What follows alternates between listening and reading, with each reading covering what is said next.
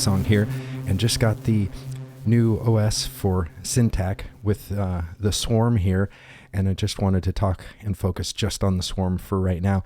The cool thing about it, and a lot of the talk about it, is comparing it to a Supersaw, but I was pleasantly surprised that it goes past that and gets that Swarm type oscillator quality by doing some very simple things to give it that character.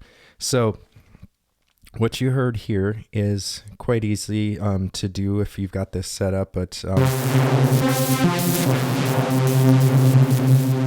the key is the noise modulation here is what can take it from just being a Supersaw into being more of a Swarm Oscillator by introducing a lot of cool noise artifacts in there. So let's take that back to a basic, Supersaw.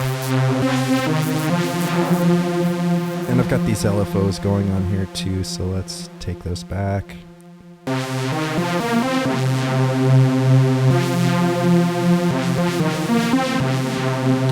There's a little bit going on with the filter here, but you can kind of hear that Supersaw type sound. And so basically, here's the trick to give it more of that Swarm sound is you turn up the, maybe not that much, and give it some animation. And then let's talk about these LFOs here.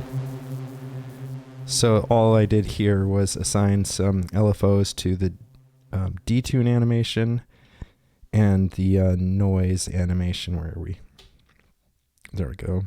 Come on. Yeah, there we are. That's all you got to do to give it a little bit more of that angsty swarm of bees sound, which I know everyone wants.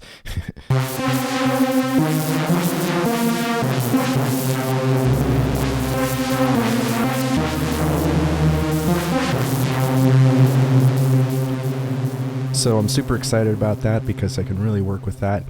Have various other ways to get just Supersaws and with polyphony too. So this is super cool as a really energetic and chaotic sound, which I like to have on the Syntakt.